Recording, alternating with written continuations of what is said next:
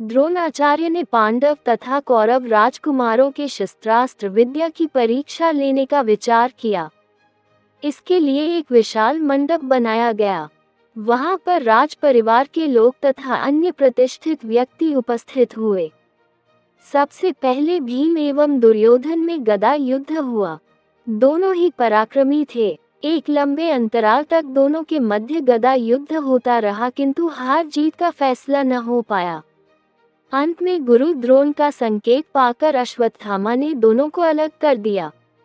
गदा युद्ध के पश्चात अर्जुन अपनी धनुर्विद्या का प्रदर्शन करने के लिए आए।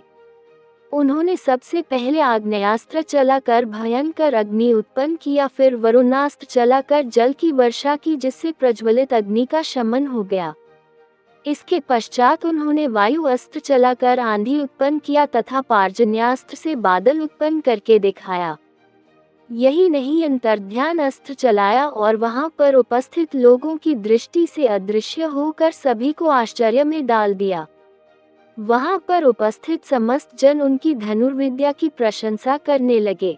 अचानक उसी समय एक सूर्य के समान प्रकाशवान योद्धा हाथ में धनुष लिए रणभूमि में उपस्थित हुए।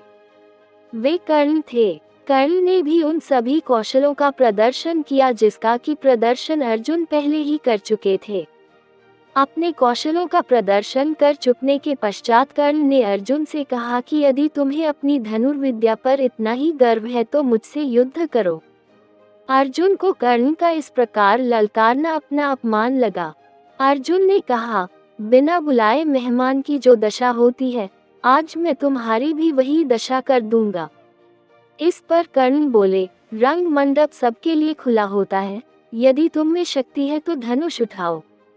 उनके इस विवाद को सुनकर नीति मर्मज्ञ कृपाचार्य बोल उठे, कर्ण, अर्जुन कुंती के पुत्र हैं। वे अवश्य तुम्हारे साथ युद्ध के लिए प्रस्तुत होंगे, किंतु युद्ध के पूर्व तुम्हें भी अपने वंश का परिचय देना होगा, क्योंकि राजवंश के लोग कभी नीच वंश के लोगों के साथ युद्ध नहीं करते। कृपाचार्य के वचन सुनकर कर्ण का मुख श्रीहीन हो गया और वे लज्जा का अनुभव करने लगे। कर्ण की ऐसी हालत देखकर उनके मित्र दुर्योधन बोल उठे, हे गुरुजनों एवं उपस्थित सज्जनों, मैं तत्काल अपने परम मित्र कर्ण को अंग देश का राजपद प्रदान करता हूँ। कर्ण इसी क्षण से अंग देश का राजा है। अब एक देश का राजा होने के नाते उन्हें अर्जुन से युद्ध का अधिकार प्राप्त हो गया है। दुर्योधन की बात सुनकर भीम कर्ण से बोले, भले ही तुम अब राजा हो गए हो, किंतु हो तो तुम सूतपुत्र ही। तुम तो अर्जुन के हाथों मरने के भी योग्य नहीं हो।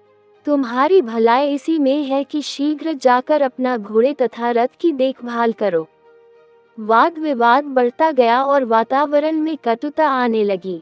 यह विचार करके कि बात अधिक बढ़ने न पाए, द्रोणाचार्य एवं कृपाचार्य ने उस सभा को विसर्जित कर दिया।